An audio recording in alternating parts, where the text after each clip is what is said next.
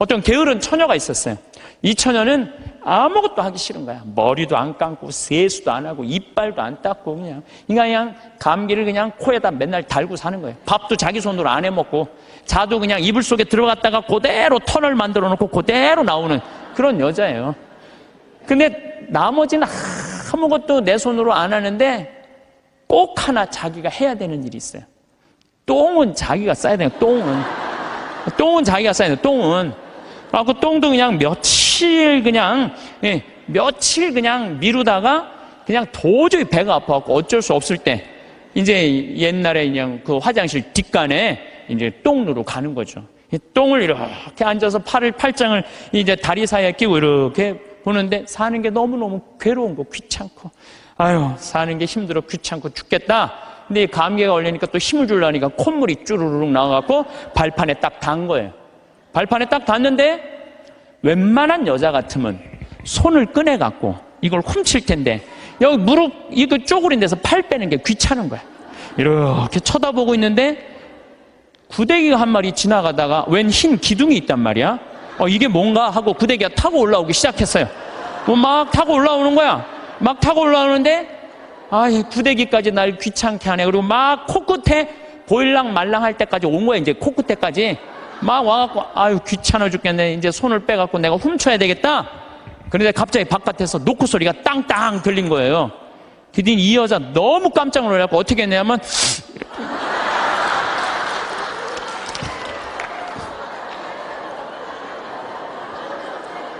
우물쭈물하다가 그러는 경우 참 많아요. 우물쭈물하다가 큰 코 닥치는 사람들 많아요.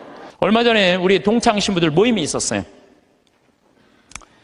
한참 재미나게 노는데 내 정말 친한 형이 전화를 받더니 그러더라고요. 뭐라고? 죽었다고? 아씨 왜 죽어? 좀만 기다리지. 내가 찾아가려고 그랬는데 왜 죽었어? 장례 미사가 언제야? 그렇게 묻더라고요. 월요일날 전화를 받았으니까 수요일날 수원 모전동 성당에서 장례 미사라고 알아서 그래 딱 끊더라고요. 그래서 내가 너무너무 존경하고 좋아하는 형이길래 형 신부를 형 경남 형 무슨 얘기야? 그랬더니 유일하게 대자가 한 명이 있는데 위암 말기였대요. 4기. 근데 이제 신부인 대부를 이제 보고 싶었던 거. 그 신부님이 대부니까. 그래서 보고 싶다고 연락이 계속 왔대요. 계속 왔는데 내일 가지 이렇게 미루다 보니까 대자 죽은 걸 못 본 거야. 그러니까 그냥 내일로 미루다가 그 소중한 대자 죽는 걸 못 본 거예요. 그게 전화를 끊더라고요. 그래서 내가 그 형한테 그래서 형 영국의 조지 버나드 쇼라는 사람이 있어. 들어봤지? 조지 버나드 쇼. 그랬더니 들어봤대. 그 사람이 극작가야. 근데 그 사람이 1950년에 죽었는데 그 사람이 몇 살에 죽었냐면 94살에 죽었어. 94살에 죽었는데 94살에 죽으면서도 자기 묘비명에 뭐라고 써놨느냐면은 우물쭈물하다 내 이럴 줄 알았다. 이렇게 써놓고 죽었어. 94살에 죽으면서도 우물쭈물하다 내 이럴 줄 알았다. 이러고 죽었어. 무슨 얘기냐면 우리가 내일 하지 하다가요 소중한 일을 못하는 경우가 많아요. 이 게으른 사람들이요 내일 할게 그러다가요 아무 일도 못하고 죽는 경우가 많아요. 여러분들 이런 분들도 많아요. 성당 나가 나중에 나갈게. 내가 좀 더 늙으면 나갈게. 그러다가 성당 나가서 회개도 안 하고 정말 하느님 만나지도 않고 그러다가 갑자기 죽는 경우 많아요. 막 게으른 처녀나 내일 가지 그러다가 그 중간에 그냥 시모님한테 병자성사도 못 받고 죽는 사람이나 뭐 달라요? 달릴 게 뭐 있어요? 옛날에 러시아에 신부님이 한 분 계셨어요. 이 신부님은 이렇게 시내 본당 신부님이었어요. 근데 이렇게 가정방문 아침에 나가고 병자성사를 나갈 때 보면 그 앞에 몸 파는 여자들이 그냥 성당 앞에 시내니까 쫙 있었어요. 그래갖고 밤새 막 옷 그런 거 그냥 빨아놓고 걸어놓으면은 신부님이 나가면서 회개하라고 니네들 때문에 수많은 사람들이 죄 속에 빠지고 너희들도 죄의 굴레 속에서 산다고 회개 안 하지면은 너희들은 지옥에 갈 것이라고 신부님 나갈 때 또 들어올 때 또 그냥 밤에 그냥 여자들이 그냥 몸 판다고 쫙 이상하게 옷 입고 앉아 있으면은 그냥 신부님 눈꼴이 시잖아요. 그러니까 뭐라 그래? 회개하라고 너희들 그렇게 죄 지면은 지옥에 갈 거라고. 그래 신부님이 평생 그 여자들한테 회개하라고 얘기를 했어요. 그래도 이 여자는 먹고 살아야 되니까 그냥 신부님이 그럴 때마다 눈물을 흘리고 회개를 했어요. 그런데 신부님이 그렇게 열심히 하늘나라 선포하다가 돌아가셨어요. 돌아가셨는데 신부님이 돌아가신 날 그 성당 앞에서 맨날 몸 팔던 여자도 같이 죽은 거야. 똑같은 날. 그래갖고 이제 베드로 성인 앞에 가갖고 이제 천당, 지옥, 연악, 도정을 딱 받으려고 이렇게 줄 서서 있는데 신부님이 가만히 보니까 평생 몸 팔고 살던 여자가 앞에 딱 서 있는 거야. 이 여자가 내 앞에 있네? 그래갖고 이제 저 여자 평생 죄 짓고 산 여자니까 저 여자는 지옥에 갈 거야. 그리고 이렇게 했는데 베드로 성인이 그 여인을 보더니 안다는 듯이 싹 웃으면서 이 치부책을 대충 넘기는 거야. 대충 넘기더니 핸대는 소리가 천당 도장을 딱 찍어주는 거예요. 신부님이 뒤에서 기가 막히잖아요. 저 여자가 어떻게 산 거 알면은 천당이라는 도장을 찍어줄 리가 없는데 저런 여자가 천당이면은 나는 만당이겠다. 만당. 저런 여자가 천당이면 난 만당이겠다. 그래갖고 신부님 차례가 딱 됐는데 베드로 성인이 신부님을 딱 보더니 안 됐다는 듯이 이렇게 쳐다보더니 이 장부를 자세히 꼼꼼히 넘기는 거예요. 그러더니 베드로 성인이 신부님은 지옥이라고 지옥 도장 딱 찍은 거예요. 신부님이 따졌죠. 지금 베드로 성인 제정신이냐고. 평생 몸 팔고 산 저 여자는 천당이고 하느님 나라 평생 선포하고 산 난 왜 지옥이냐고. 이유를 대라고. 그랬더니 또 신부님이 또 컴플레인을 하니까 이거 그냥 넘어갈 수가 없어서 그럼 내가 장부를 다시 한번 보겠다고. 그랬더니 그 여자 장부를 막 넘기더니 이 여자 천당 맞다고. 그리고 신부님 장부를 다시 보니까 신부님 지옥 맞다고. 이유가 뭐냐? 그랬더니 베드로 성인이 이런 말을 해요. 이사야전서 1장 18절에 이런 얘기가 있다. 신부님 아느냐? 주님께서 말씀하신다. 오너라. 오늘 10일을 가려보자. 너희의 죄가 진홍빛 같아도 눈같이 희어지고 다홍같이 붉어도 양털같이 되리라.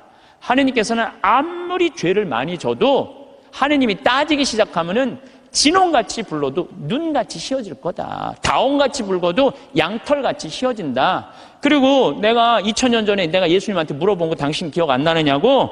베드로 성인이 이 루카복음 17장 4절에 주님, 제 형제가 죄를 지으면 몇 번 용서해 줘야 됩니까? 17장 4절에는 뭐라고 그러냐면 하루에 7번 잘못해갖고 7번 다 와서 용서해 달라고 그래도 용서해 줘라.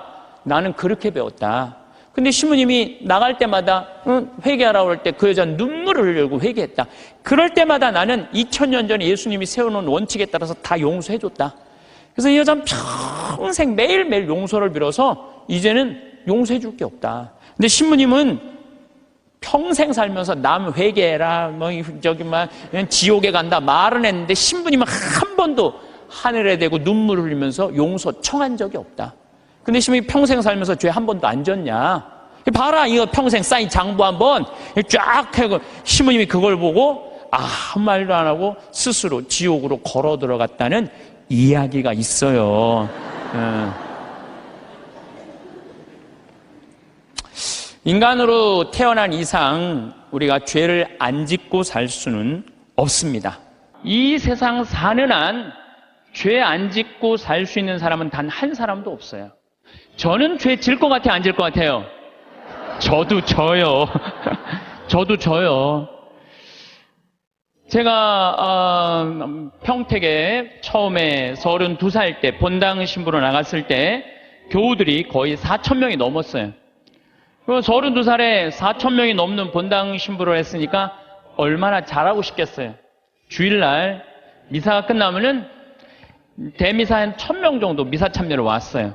그러면은 그 미사 끝에 성당 마당에서 그 교우들 손 한 번씩 잡아주려고 한 분도 안 빼고 손을 잡아주면서 눈 마주치면서 일일이 말은 다 못했지만 눈으로 잘 지냈느냐, 잘 지내라 이런 마음으로 눈인사까지 다 했어요. 그런데 어떤 경우는 또 교우가 손을 붙잡고 지난주에 우리 집 애가 아파서 병원에 갔다 왔다 이런 얘기를 하면 또 그 얘기 들어줘야 되잖아요. 그래갖고 이렇게 제가 이렇게 얘기를 들어주면서도 귀는 그분 얘기를 듣고 눈은 지나가는 분들 계속 인사를 이렇게. 그래서 저는 제 나름대로 최선을 다해서 교우들 사랑의 마음을 전했다고 생각을 했어요. 근데 다음 주에 고해소에 들어와갖고 자매 하나가 막 우는 거예요.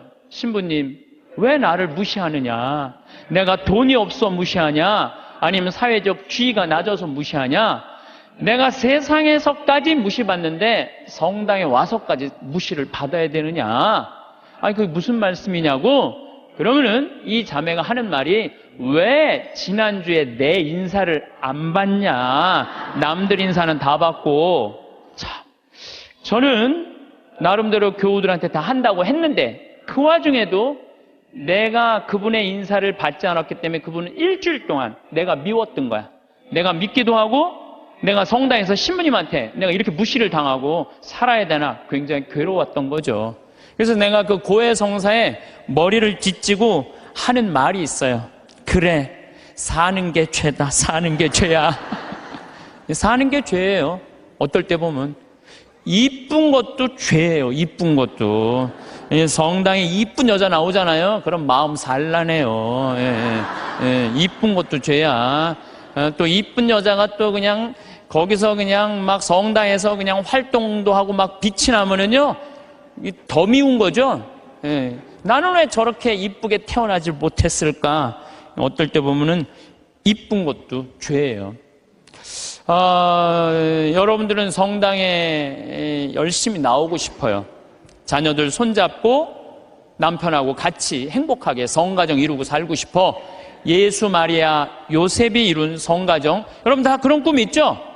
정말로 다 같이 미사 참여 손잡고 하고 싶은 꿈이 있는데, 자식은 성당 가자 그러면은 마치 성당 가는 건 구닥다리나 하는 것처럼 엄마나 가라 그러고 성당 가는 거 무시할 때, 내가 무시당하는 게 아니라 예수님까지 무시당하는 기분 들 때 우리가 너무너무 슬퍼요. 얼마 전에 어떤 할머니가 56년 동안 남편이 계속 때렸던 거예요. 근데 이 할아버지가 이 병이 누워갖고 치료하자고 그러는데도 또 그날도 때린 거예요. 그러니까 할머니가 홧김에 그 할아버지를 결국은, 그러니까 그 할머니는 평생 맞으면서도 가정을 지키고 싶었던 거예요. 그런데 그런 조그만 죄들이 쌓여서 제 생각에는 큰 죄가 되는 것 같아요. 조그만 죄들이. 나는 착하게 살고 싶은데 세상이 가만 놔둬요, 안 놔둬요? 가만히 안 놔두잖아요. 나 성당에서 신앙생활 열심히 하고 싶은데 다른 사람이 나 욕하고 헐뜯으면은 내 마음 안에서 미움이 생겨요, 안 생겨요? 나는 정말로 착하게 살고 싶은데 남들이 가만히 안 놔두는 거야. 또 보이스피싱 있잖아요.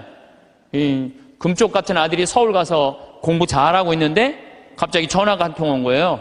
지금 아들이 교통사고가 나갖고 지금 병원에 내가 데려다 준 사람이다. 이 응급실에 있는데 수술 안 하면은 죽는다. 빨리 돈 좀 보내라. 아니, 아들이 죽는다는데 묻지도 따지지도 않고 어떻게 해요? 돈 300만 원 보내줬어. 그랬더니 한 10분 후에 아들이 전화하는 거, 엄마 잘 있느냐고. 멀쩡한 아들이.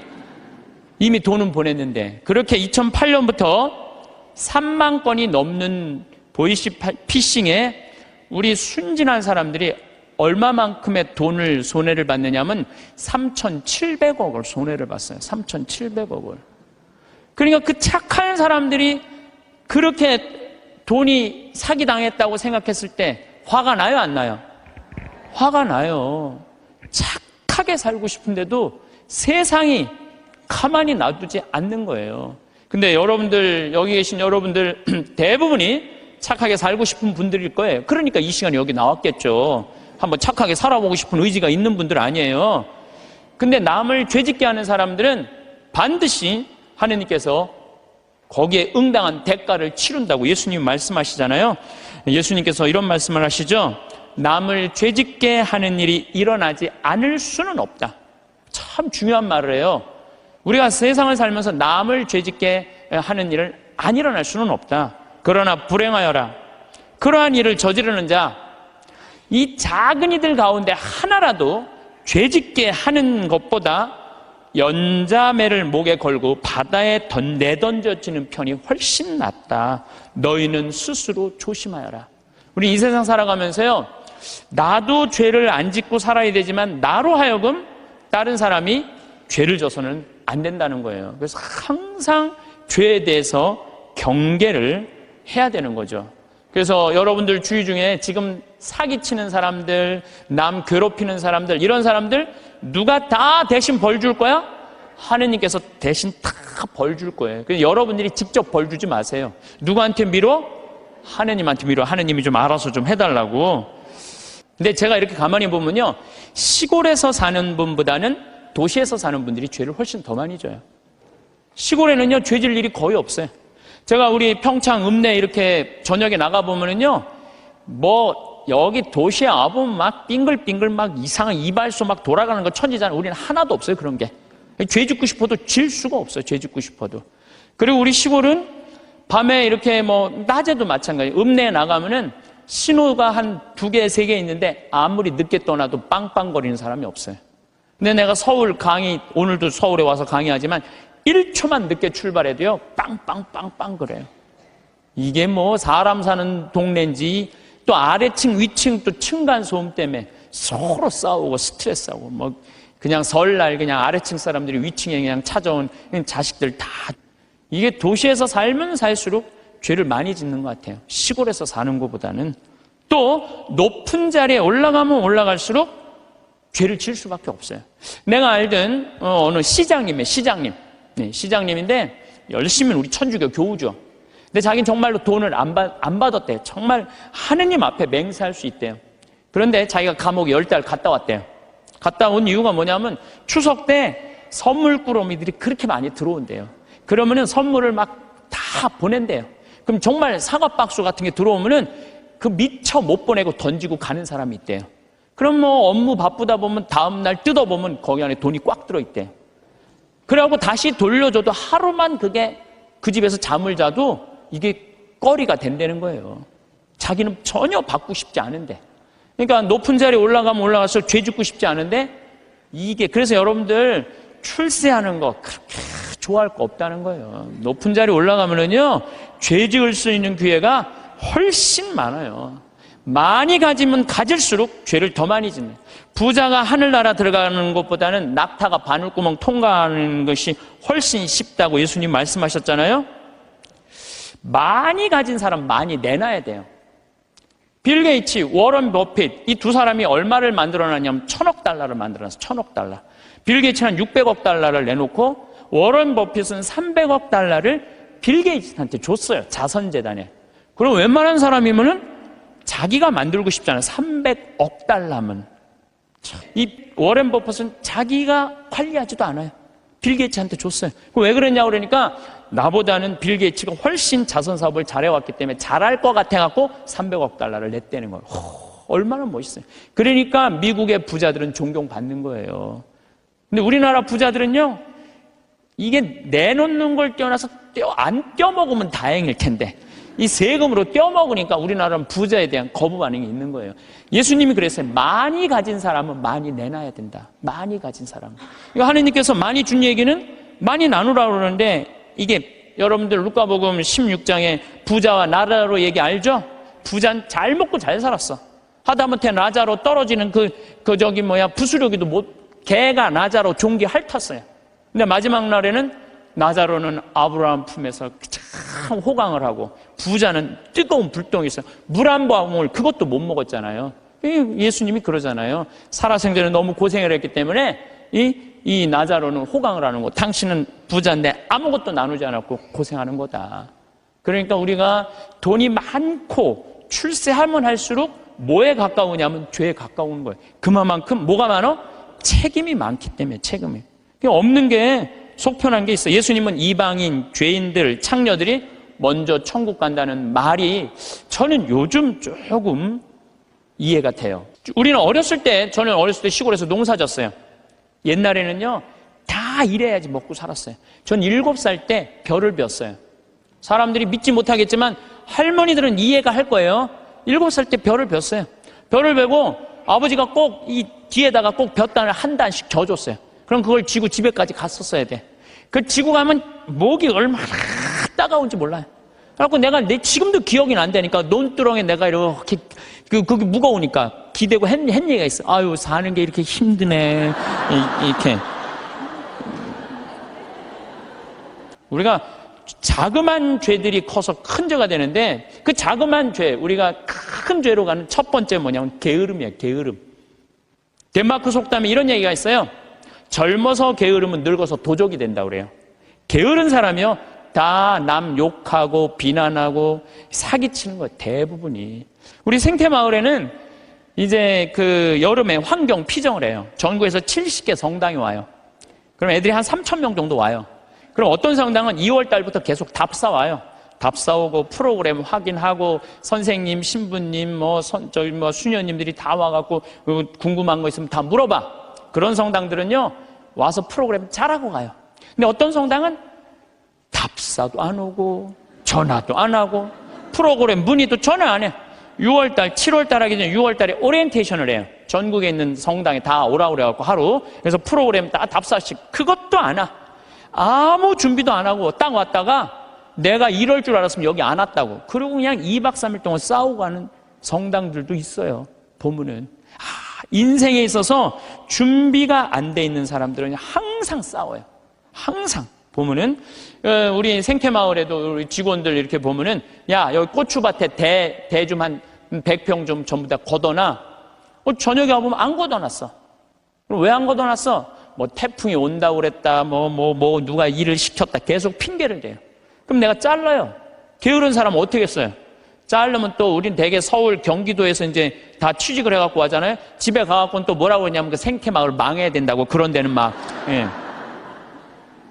꼭 게으른 사람들이 남 핑계를 많이 대요. 마태복음 24장 45절에 보면 충실한 종과 불충실한 종 얘기가 나와요.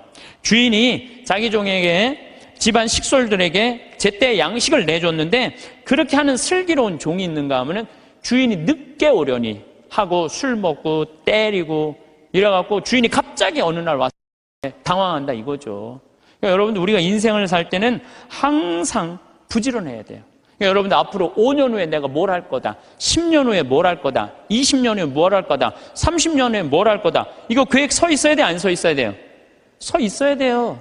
그런데 그냥 아무 계획 없는 분들, 여기 지금 50에 은퇴해갖고 나는 아무 계획이 없다. 그러면은 50에 은퇴하면은 죽어요, 안 죽어요?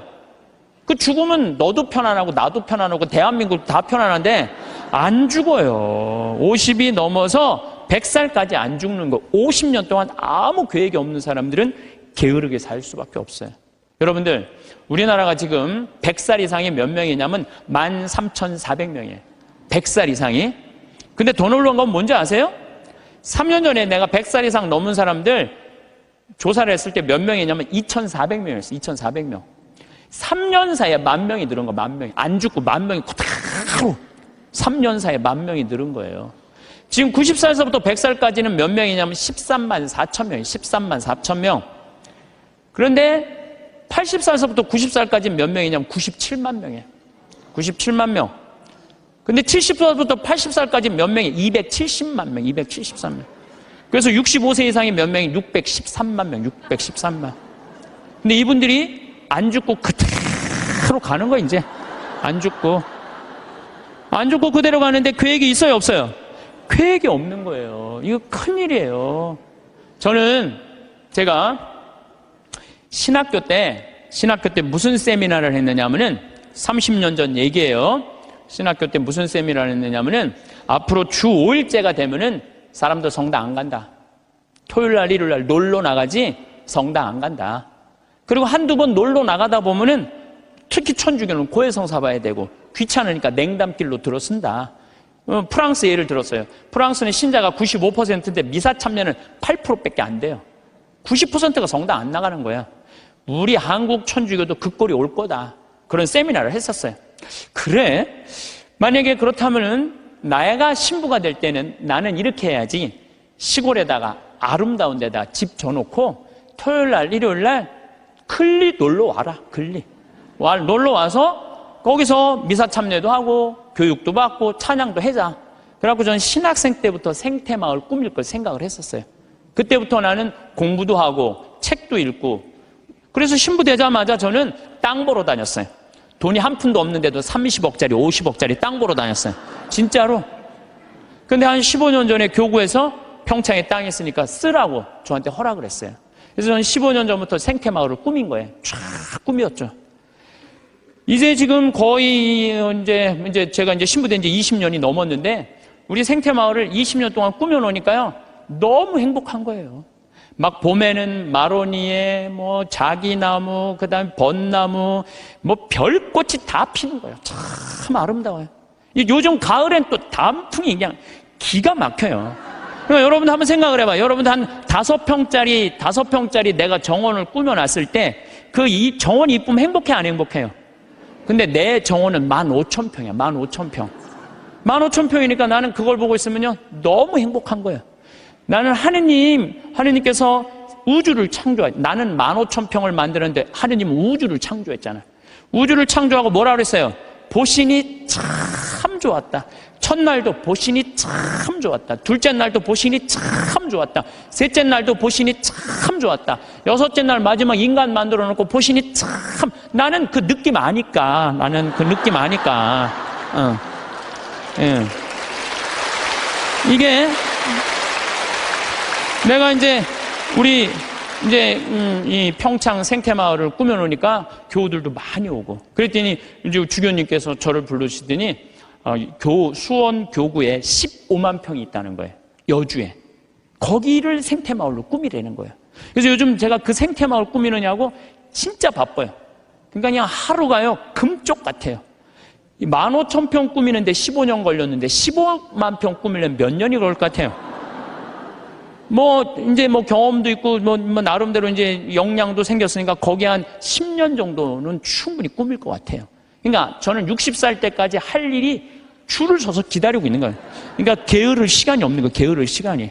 근데 이번 3월 달에 아프리카 잠비아를 갔는데 80만 평의 농토를 수녀님들이 갖고 있더라고요. 근데 2만 평밖에 안 한 거, 2만 평밖에. 그래서 수녀님, 왜 이 넓은 농토를 다 풀밭으로 그냥 황무지로 놔두고 왜 2만 평밖에 농사를 못 짓느냐? 그랬더니 신부님, 기계가 아무것도 없는데 손으로 한 사람이 최대한 농사 지을 수 있는 게 1,000평이에요. 1,000평. 거기 한 20명 되는데 20명이 다 줘봐 2만 평밖에 못 하는 거. 기계 살 돈이 없다는 거예요. 그래서 내가 수녀님한테 약속을 했어요. 수녀님, 내가 한국에 와갖고 포크레인, 트랙터, 경운기 다 사서 보내줄 테니까 걱정하지 말아라. 내가 내년에는 이 80만 평 완전히 농장으로 만들어주겠다. 그렇게 약속을 그냥 하고 왔어요, 제가.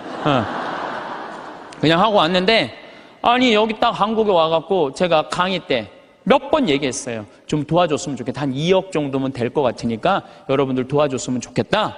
근데 교우들이 또 우리 절에 다니시는 분들, 교회 다니시는 분들까지 보내주는 거예요.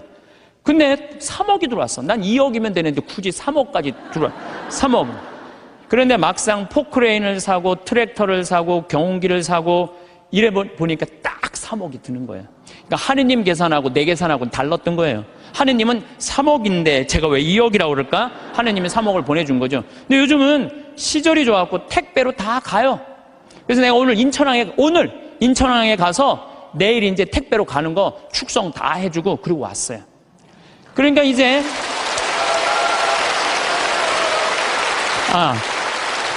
이거는 제가 박수를 받아야 될 게 아니고 정말로 함께 해줬던 그 많은 분들, 1,000만 원씩 봉헌해 주신 분들이 받을 박수예요. 전 아무것도 한 게 없어요. 그러니까 이제 거기 가고 이제 80만 평 농토를 꾸미고 거기를 나는 대학까지 해줄 생각이에요. 대학까지. 그 대학까지 만들어주려고 생각을 해보니까 또 한 10년은 내가 그러니까 난 70살 때까지 일이 기다리고 있는 거예요. 70살 때까지 우리 신부들이 70에 은퇴하거든요. 근데 은퇴하기 전까지는 나는 일이 기다리고 있는 거예요. 게으르지 않을 수 있는 거죠. 그럼 이제 70살 넘어서는 뭘 할까? 우리 동창 신부들끼리 모여갖고, 야, 우리가 70살이면 지금 70에 은퇴하라고 그러는데 70이면 지금 다 아저씨 같잖아요. 그렇죠? 그럼 70에 우리 뭐 할까? 그래갖고 우리 신부들끼리 모여갖고 한 얘기가 그 얘기야. 야, 우리 70 넘으면 있잖아. 적어도 신부 생활 한 30년, 40년 하면은 하느님하고 거의 친하니까 반귀신이다. 반귀신 되니까 우리 커피숍 하자. 커피숍에서 커피 마시러 오는 사람들, 정말 힘들고 고통스러운 교우들 얼마나 많으냐. 근데 본당 신부님 바쁘니까 면담도 못하고 커피 타주면서 면담하면 앉아서 면담해주고, 우리 동창이 20명 되니까 하루에 돌아가면서 해봤자 일주일에 하루만 나가서 일하면 되는데, 우리야 우리 요즘은 사주팔자 커피숍도 많더라. 야, 우리 신부들도 은퇴해갖고 그거 해주자. 제가 그런 얘기 해요. 우리가 죽을 때까지 계획이 있어야 돼요. 계획이 없으면은요, 우리의 삶이 너무너무 힘들어요. 우리의 삶이. 여러분들은 무슨 계획이 있으세요? 내가 지금 50, 60대 갖고 남은 30년, 40년 어떻게 살 계획 있으세요? 없으세요? 만약에 없다면은요, 게으른 처냐고 별반 다를 게 없어요. 지금 바로 지금 다가오고 있어요. 근데 아무 일도 안 하고 있으면 문제가 많은 거예요. 내가 그 요양병원 의사가 나한테 해준 얘기예요.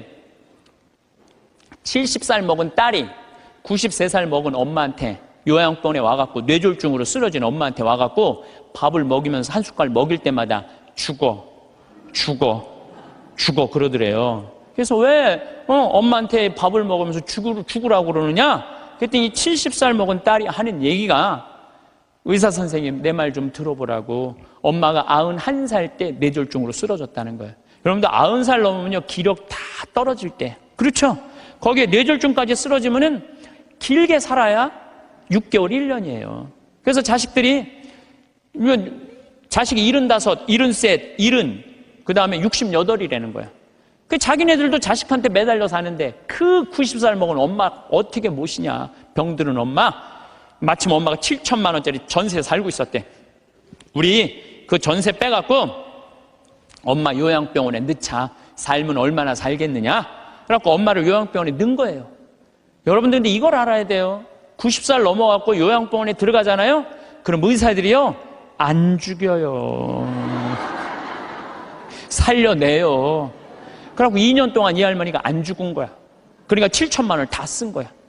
다 쓰고 난 다음에 이제 병원비를 안 내니까 모시고 가라. 그러니까 오빠가 모셔라. 아니다, 나는 받은 거 없다. 네가 더 받지 않았냐. 나는 없다. 서로 이래갖고 원수 돼갖고 안 만나는 거야. 70이 넘어서 자식들이. 엄마는 죽지도 않고.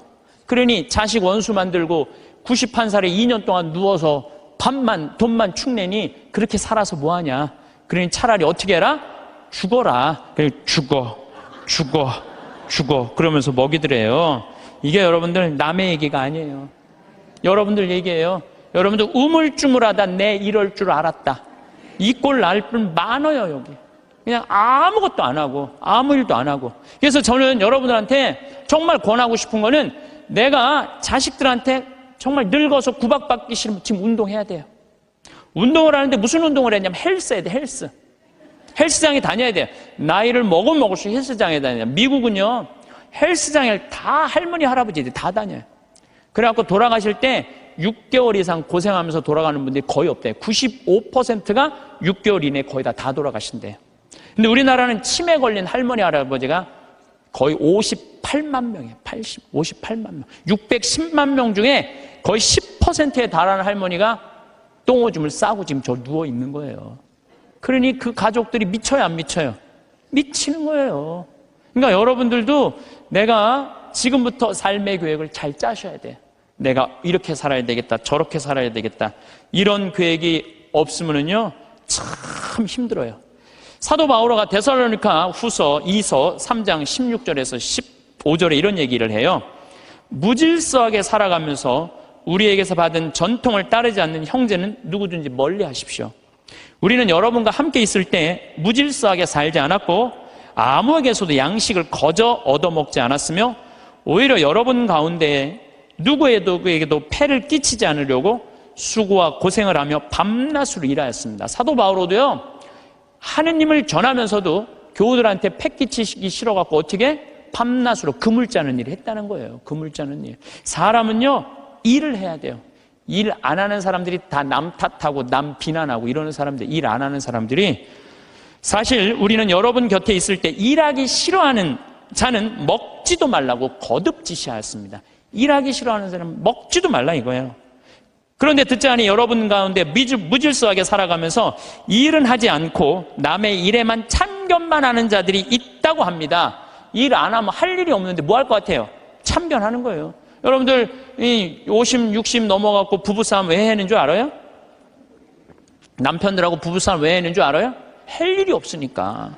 할 일이 없으니까 싸우는 일밖에 없는 거예요. 그냥 안에 뭐 반찬을 왜 이렇게 했느냐, 청소를 이렇게 했냐, 그냥 그러니까 젊었을 때 그냥 제발 일찍 퇴근하라고 그래도 그냥 일찍 집에도 들어오지 않더니 늙어선 굳이 집에 들어오지 않아도 되는데 그냥 때 따라 철 따라 그냥 집에 들어와 갖고 그냥 일이 없으니까 챙겨내는 게 일이. 그런 사람들에게 우리는 주 예수 그리스도의 이름으로 지시하고 권고합니다. 묵묵히 일하여 자기 양식을 벌어 먹도록 하십시오. 오늘도 내일도 아무 계획이 없거나 일이 없으면 사는 게 지겨워요. 일이 없으면 지겨워요. 그러니까 옛날에는요, 중고등학교, 학교도 못 다녔지만은 옛날에는요, 애들이 10살, 15살 다 일했기 때문에 문제 있는 애들이 없었어요. 근데 요즘은요, 아버지만 일해도 다 먹고 살아. 나머지는 일을 안 해도 돼. 근데 학생은 뭐가 전문이에요? 뭐가 일이에요? 학생한테는 공부가 일이죠. 그런데 여러분들 이걸 알아야 돼요. 대한민국 이 병을 고쳐야 돼요. 애들이요, 중학교 1학년 때까지는 따라가요, 공부를. 근데 중학교 2학년만 되면 못 따라가요. 갑자기 함수, 2원 1차 연립 방정식 이런 게 막 미지수 이런 게 막 나와요. 그러니까 애들이 이해를 못하는 거예요. 중학교 2학년만 되면은. 영어도 막 관계 대명사, 관계 부사. 내가 2학년 교과 과정을 다 이거 강의하는 거 뽑아봤어. 나도 모르는 게 많더라고. 나도 모르는 게. 그러니까 중학교 2학년 애들은요, 몸은 크지 이해는 안 되지. 엄마는 공부하라고 그러지. 학교 가면은 수업 시간에 알아듣는 건 하나도 없지. 신경질이 나요, 안 나요? 그러니까 이 중학교 2학년 애들이 무서운 거예요. 그래서 무서운 거. 얘네들이 얼마 전에도 중학교 2학년 애가 선생님한테 욕을 하고 그냥 신경질 하는데 창문을 깨갖고 그냥 여기 붕대를 감고 왔더라고. 중학교 2학년이요, 무시무시. 북한이 왜 전쟁을 못 일으켜요? 중학교 2학년 애들이 무서워서 전쟁을 못 일으켜. 얘네들이 무슨 일을 할 줄 몰라갖고. 여러분 혹시 자녀들 중에 중학교 2학년, 걔네들 무서워요. 중학교 2학년 애들. 요즘은 그 운전면허인데도 초보 운전 이거 안 써붙인대잖아요. 차 뒤에다가 중2 타고 있음 이것만 써붙이면 그냥 아무도 안 건드려요. 아무도. 그러니까 중학교 2학년 때부터 어떤 일이 벌어지느냐면은 중학교 2학년, 3학년, 고등학교 1, 3학년 5년 동안 이해 안 되는 상태에서 5년을 학교를 다니는 거예요. 그러니까 이때부터 뭘 하느냐면 게임을 하는 거예요. 이때부터 게임을 하는 거예요. 그건 이해가 되니까. 게임은 이해가 되잖아요. 몇 번만 하고. 그리고 시험은 한 번 못 보면 그걸로 끝나지만 게임은 한 번 실패해도 다음에 다시 기회 줘요, 안 줘요? 머리만 살면 계속 기회를 주잖아요. 그러니까 애들이 게임에 미치는 거예요. 그러니까 5년 동안 게임을 하면은요, 정상적인 애들이 거의 없어요. 근데 독일은요, 딱 7학년제로 해갖고 중학교 2학년 딱 나이 돼갖고 얘가 공부를 이해를 한다. 그럼 인문계학교로 보내요. 공부를 이해 못한다. 그럼 기술학교로 보내요. 기술학교로. 그러니까 얘네들은 스트레스 받을 일이 하나도 없는 거야. 우리나라는 이해하는 놈이나 못하는 놈이나 다 고등학교 3학년 때까지 가는 거야. 이제 내일 모레 이제 수능 볼 때까지 다 같이 가는 거야. 수능 볼 때까지. 그러니까 5년 동안 얘네들이 다 수많은 문제들을 일으키는 거예요. 공부 못하는 애들은요, 학교 가갖고 운동을 하든지 아니면 내가 지금 잠비아에 트랙탑 경운기 포크레인 보내듯이 트랙탑 경운기 포크레인을 배우든지. 그럼요, 걔네들 절대 문제 일으키지 않아요. 일이 없으니까. 학교에 가갖고 일이 없으니까 얼마나 지겹겠어요. 거기다가 그냥 학원 밤까지. 그러니까 애들이 미치는 거예요. 그러니까 요즘 애들이 제정신 있는 애들이 별로 없는 거죠. 그래서 제가 항상 드리는 말씀이 그거예요. 고등학교 3학년 여러분들 자녀들 가운데, 고등학교 3학년 자녀들 가운데 애는 착해. 등치는 산만하고 머리가 안 돌아가. 그런 애들은 우리 생태마을에 취직시키세요. 우리 생태마을에 지금 농장도 10명이 필요하고 주방도 10명이 필요해요. 왜냐하면 농장에요, 천지가 돈이에요. 여러분 고개만 돌리면 천지가 돈이에요. 왜? 이 10월 1일부터 한 20일까지 깻잎 따거든요. 깻잎만 작년에 우리가 5천만 원어치 깻잎을 담아서 팔아요. 그러면은 2억 원어치를 따도 2억 다 팔아요. 근데 딸 손이 없는 거야. 딸 손이. 깻잎 끝나고 나면 콩잎, 이 콩잎 누런 거 이거 다 돈이에요. 다 돈이에요. 그것만 따갖고 된장 속에 박아두면은 서울 사람들 그것만 먹으면 이거 어디서 사느냐고. 다 돈이야, 다 돈. 근데 뭐가 일이 없다는 거예요. 내가 우리 수원교구 주부에다가도 고등학교 3학년 아이들 중에 튼튼한 아이들, 수능 시험 못 본 애들, 이런 애들, 착한 애들, 이런 애들 취직 원서 내라고 내가 수없이 지금 내도 고등학교 3학년 졸업한 애들은 한 명도 없어요. 뭐냐면 내 자식만은 농사 안 시키겠다 이거예요. 내 자식이 여기서 빈둥거리고 놀아도 끝났는데도 엄마들은 꿈을 포기하지 않는 거예요. 대한민국의 불행이 여기 있는 거예요. 거기서 그냥 원서만 넣어갖고 대학 들어가 봐요. 그럼 끝나고 난 다음에 취직 안 되면. 그래서 캥거루가 우리나라가 47만 명이에요. 엄마의 그 뱃속에서 25, 30살이 됐는데도 직장을 못 구하고 그냥 집에서 엄마 뱃속에서 그냥 거기서 용돈 받아갖고 쓰는 애들 캥거루가 47만 명이래. 47만 명. 그러니까 그 집들이 다 스트레스 받는 거예요. 원순이 너 같은 걸 낳고 내가 미역국을 끓여 먹은 내가 미친놈이라는 둥 뭐 이런 일들이 벌어지는 거예요. 저는 그래서 이런 생각이 들어요. 지금 시골에 우리가 농민들이 한 350만, 한 360만 정도 되는데 다 70, 80, 90의 나이가 취직 그 집에 다 테란이에요. 다 지금 20대들 놀고 집에서 컴퓨터 게임 이거 하는 애들 전부 다 거기 취직시키라는 거예요. 뭐 국가에서 월급도 좀 주고 그래갖고 앞으로 블루오션은 농업이에요. 농업이 블루오션이에요. 사람이요 일을 해야지 죄를 안 져요. 일하는 사람은요 남 탓할 시간 없어요. 남 핑계 댈 시간 없어요. 일이 막 하는 사람 하루하루가 금쪽 같은데 남 욕할 시간이 어딨어. 아무것도 할 일 없는 사람이 온갖 거 다 참견하면서 다 일 없는 사람들이 남 욕하는 거지 일 있는 사람은요 남 욕할 시간이 없어요. 그래서 우리가 진짜 무서운 거는 일을 안 하는 거다. 요즘 일하고 싶어도 일자리가 없다고들 하는데 우리나라들 중소기업 농촌 천지가 일손이 모자라요. 우리 형님도 뭐 큰 형님도 한 40명 정도 공장에서 데리고 일을 하는데 우리나라 아이들은요 일주일만 하면 다 내던지고 간대요. 그러니까 우즈베키스탄, 파키스탄 뭐 이런 데서 방글라데시 얘네들 쓸 수밖에 없다는 거예요. 나도 한번 공장에 가보니까 딱 까만 애들이 그냥 눈이 그냥 하얀 애들이 막 이런 애들이 다 일을 하더라고요. 그러면서도 우리는 일자리가 없다고 이러니 이게 얼마나 얼마나 답답하냐 이거예요. 여러분들 섹스피어는 이런 얘기를 해요. 잠자는 거인보다는 부지런한 난장이가 낫다로래. 아무리 능력이 뛰어난 자라도 부지런한 사람을 이길 수가 없어요. 그러니까 여러분들 자녀들 중에 대학을 나왔어. 최고의 교육을 받았어. 근데 일을 안 하면요 아무 소용이 없는 거예요. 고등학교, 중학교 나왔지만 열심히 일하면요 얘네들이 훨씬 낫다는 거예요. 근데 우리나라는 노동의 신성한 가치를 꼭 펜대를 굴려야지 훌륭한 사람이란 이 머릿속에 이 게으름 때문에 대한민국이 죄 속에 드는 거예요. 우리 농장 직원들이 하는 얘기가 있어요. 해만 지면 잔다는 거예요. 아무 생각 없이 사는 거야. 아무 생각 없이 해만 지면 그냥 밭에 나가서 그냥 일하고 그냥 해만 지면 자고 다음날 일어나고 또 해만 지면 자고 해만 지고 자. 얼마나 좋아요. 근데 아침부터 아무 할 일이 없어. 힘은 흘러 넘치는데 어떻게 했어요? 죄질 수밖에 없는 거죠.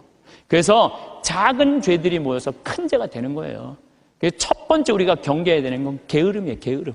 여러분들도 레지오를 하든지 연령회를 하든지 호스피스 봉사를 하든지 헬스라든지 수영장을 다니든지 등산을 다니든지 일을 해야 된다는 거예요. 아침에 눈을 뜨고 하루 종일 특별히 할 일이 없다면 어떤 기분일까요? 처음에는 자유로움을 느낄 수도 있겠지만 며칠이 지나고 몇 주가 지나면 마음 한편에서 묘한 불편함이 자라나기 시작합니다.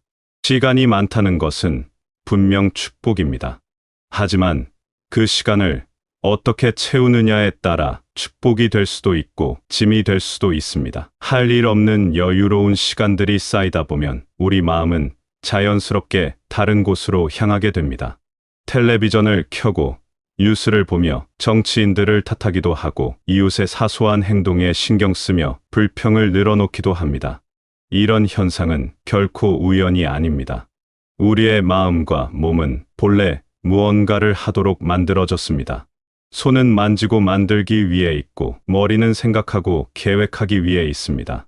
이러한 본능적 욕구가 충족되지 않으면 마음은 다른 출구를 찾게 되는데 그것이 바로 불평과 원망입니다. 생각해보면 바쁘게 일하고 있을 때는 다른 사람을 탓할 겨를이 없었습니다. 오히려 하루가 어떻게 지나갔는지 모를 정도로 충실했던 기억들이 있을 것입니다. 그때의 마음은 지금보다 훨씬 평온했을 것입니다. 바로 여기에 우리가 놓치고 있는 중요한 진실이 숨어 있습니다. 한가함이 주는 달콤함에 취해 있다 보면 어느새 마음이 메말라가는 것을 느끼게 됩니다. 아침에 일어나도 기대할 일이 없고 저녁에 잠자리에 들어도 성취감이 없습니다. 이런 날들이 반복되면 자연히 주변을 원망하는 마음이 생겨납니다. 정부가 잘못했다고 하고 자식들이 부족하다고 하고 세상이 각박해졌다고 합니다. 하지만 문제는 바깥에 있는 것이 아닙니다. 문제는 우리 자신의 빈 시간과 빈 마음에 있습니다. 채울 것이 있는 삶과 채울 것이 없는 삶 사이에는 생각보다 큰 차이가 있습니다. 전자는 감사와 만족으로 가득하고 후자는 불만과 원망으로 가득합니다. 많은 분들이 인생의 어느 시점에서 계획을 세우는 것을 포기합니다. 이미 충분히 살았으니 이제는 그냥 하루하루를 편안히 보내면 된다고 생각합니다. 하지만 이런 생각이야말로 우리를 무기력하게 만드는 가장 큰 함정입니다. 계획이 있는 삶과 계획이 없는 삶은 완전히 다릅니다. 계획이 있으면 아침에 일어나는 것 자체가 설렙니다. 오늘 해야 할 일이 있고 이번 달에 이루어야 할 목표가 있고 올해 안에 완성하고 싶은 꿈이 있습니다. 이런 생각들이 하루하루에 활력을 불어넣어 줍니다. 5년 후에 내 모습을 그려보세요. 어디에 살고 있을까요? 어떤 일을 하고 있을까요? 누구와 함께 시간을 보내고 있을까요? 이런 질문들에 대한 답을 구체적으로 그려볼수록 현재의 삶이 더욱 의미 있게 느껴집니다. 10년 후, 20년 후까지도 마찬가지입니다. 어떤 분은 이렇게 말할 수도 있습니다. 나이가 이렇게 되었는데 무슨 계획이 필요하냐고 말입니다. 하지만 진정한 계획이란 거창한 성취나 큰 변화만을 의미하지 않습니다. 작은 정원을 가꾸는 일도 계획입니다. 동네 도서관에서 책을 읽는 모임에 참여하는 것도 계획입니다. 손주들에게 옛날 이야기를 들려주기 위해 기억을 정리하는 것도 멋진 계획입니다. 계획의 크기는 중요하지 않습니다. 중요한 것은 내일을 기대하게 만드는 무언가가 있다는 것입니다. 다음 주에 완성하고 싶은 일이 있고, 다음 달에 만나고 싶은 사람이 있고, 다음 해에 가보고 싶은 곳이 있다면 그것으로 충분합니다. 한 노인이 90세가 넘어서도 매일 작은 텃밭을 가꾸었습니다. 사람들이 물었습니다. 이 나이에 왜 그렇게 힘들게 농사를 짓느냐고 말입니다. 그 노인은 웃으며 대답했습니다. 내년에 더 맛있는 토마토를 기르기 위해서라고 말입니다. 바로 이것입니다. 내년이 있다고 믿고 내년을 위해 오늘을 준비하는 마음 말입니다. 계획은 우리에게 목적의식을 줍니다. 목적의식이 있으면 게으름이 끼어들 틈이 없습니다. 매일 아침 일어날 이유가 생기고 매일 밤 잠자리에 들 때 뿌듯함을 느낄 수 있습니다. 이런 삶이야말로 나이를 잊게 만드는 가장 좋은 약입니다. 때로는 계획이 뜻대로 되지 않을 수도 있습니다. 건강이 따라주지 않거나 상황이 바뀔 수도 있습니다. 그럴 때는 계획을 수정하면 됩니다. 포기하는 것이 아니라 현실에 맞게 바꾸는 것입니다. 중요한 것은 항상 앞을 바라보며 살아가는 자세입니다. 일한다는 것은 단순히 돈을 벌기 위한 수단이 아닙니다. 일은 우리 존재의 가장 기본적인 표현 방식 중 하나입니다. 손을 움직여 무언가를 만들고 발을 움직여 어딘가로 향하고 머리를 써서 문제를 해결하는 과정에서 우리는 살아있음을 느낍니다. 많은 분들이 은퇴 후에 갑자기 무기력해지는 이유가 여기에 있습니다. 오랫동안 익숙해진 일상의 리듬이 갑자기 사라지면서 손과 발과 머리를 쓸 일이 없어집니다. 그러면 몸은 점점 둔해지고 마음도 함께 무뎌집니다.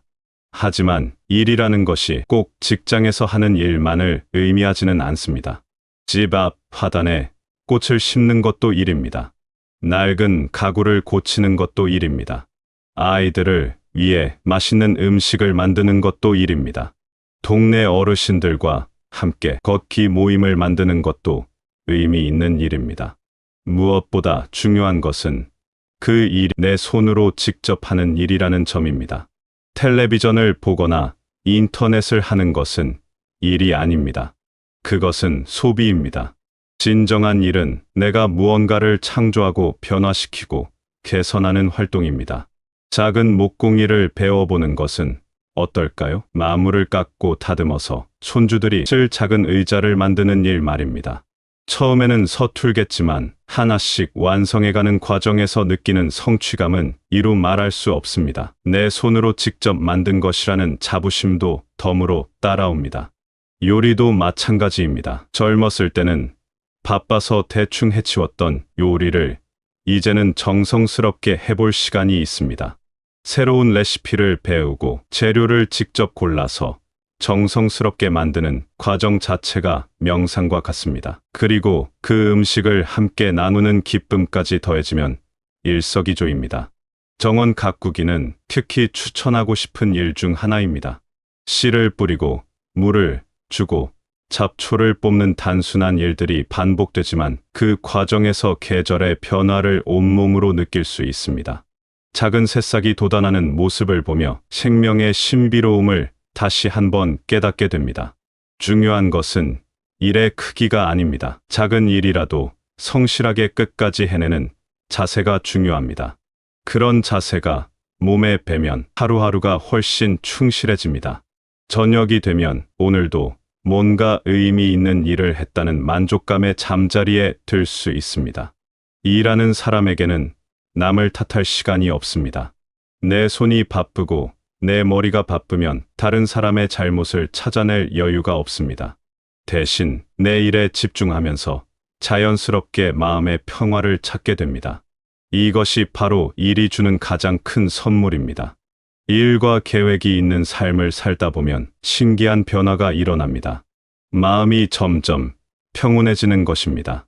예전에는 사소한 일에도 쉽게 화가 났는데 이제는 그런 일들이 별로 신경 쓰이지 않습니다. 내가 집중할 일이 있으니까 다른 것들에 에너지를 쏟을 이유가 없어지기 때문입니다.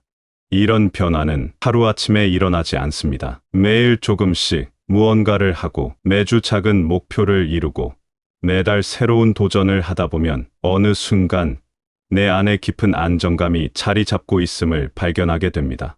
그것은 바쁘게 살면서도 느낄 수 있는 고요함입니다. 바쁜 손에 깃드는 평화라는 표현이 참 적절합니다. 손이 바쁘면 마음이 평온해집니다. 몸이 움직이면 정신이 맑아집니다. 할 일이 있으면 불안감이 사라집니다. 이는 단순한 기분의 문제가 아니라 우리 인간의 본성과 관련된 깊은 진리입니다. 자신을 돌아보는 시간도 자연스럽게 늘어납니다.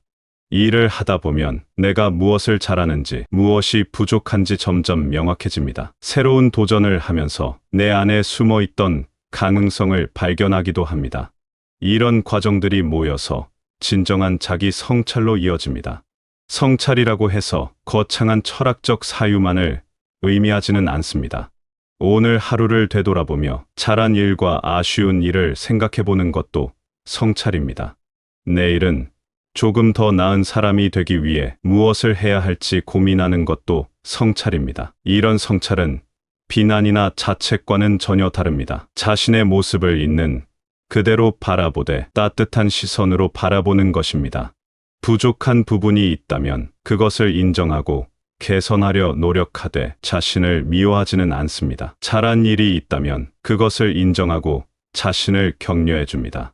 규칙적인 생활도 이런 평화로운 마음을 만드는데 큰 도움이 됩니다. 매일 같은 시간에 일어나고 같은 시간에 일을 시작하고 같은 시간에 쉬는 리듬을 만들어 보세요. 처음에는 답답할 수도 있지만 익숙해지면 그 리듬 자체가 마음의 안정감을 가져다 줍니다. 평화로운 마음은 주변 사람들에게도 좋은 영향을 미칩니다. 불평불만이 많던 사람이 점점 긍정적으로 변하면 가족들도 편안해집니다. 이웃들과의 관계도 자연스럽게 개선됩니다. 내가 평화로우면 그 평화가 파문처럼 퍼져나가 주변을 따뜻하게 만듭니다. 무엇보다 이런 삶을 살다 보면 나이 드는 것에 대한 두려움이 줄어듭니다. 매일 새로운 것을 배우고 새로운 것에 도전하는 사람에게 나이는 숫자에 불과합니다. 몸은 늙어갈지 몰라도 마음만은 언제나 젊을 수 있습니다. 지금까지의 이야기를 듣고 나니 뭔가 해보고 싶은 마음이 들지만 막상 어디서부터 시작해야 할지 막막할 수도 있습니다. 하지만 걱정하지 마세요. 가장 좋은 시작은 바로 지금 이 순간부터입니다. 그리고 가장 좋은 방법은 아주 작은 것부터 시작하는 것입니다. 내일 아침 평소보다 30분 일찍 일어나 보세요. 그리고 그 30분을 온전히 자신만을 위해 사용해 보세요. 창밖을 바라보며 하루를 계획해도 좋고 간단한 스트레칭을 해도 좋습니다. 일기를 써보거나 좋아하는 음악을 들으며 차 한 잔을 마셔도 좋습니다. 작은 목표 하나를 정해보세요. 한 달 안에 이루고 싶은 것 말입니다. 새로운 요리 하나를 배우는 것도 좋고 동네 한 바퀴를 걷는 습관을 만드는 것도 좋습니다. 오랫동안 연락하지 않았던 친구에게 안부 인사를 하는 것도 멋진 목표입니다. 목표를 정했다면 그것을 달성하기 위한 작은 단계들로 나누어 보세요. 예를 들어 새로운 요리를 배우고 싶다면 먼저 어떤 요리를 할지 정하고 재료를 알아보고 레시피를 찾아보는 것부터 시작할 수 있습니다. 이렇게 큰 목표를 작은 조각들로 나누면 부담스럽지 않으면서도 성취감을 자주 느낄 수 있습니다. 손을 움직일 일을 하나 만들어 보세요. 뜨개질이나 그림 그리기처럼 전에 한 번도 해보지 않았던 일에 도전해 보는 것도 좋습니다. 집 안의 작은 정리정돈부터 시작해도 충분합니다.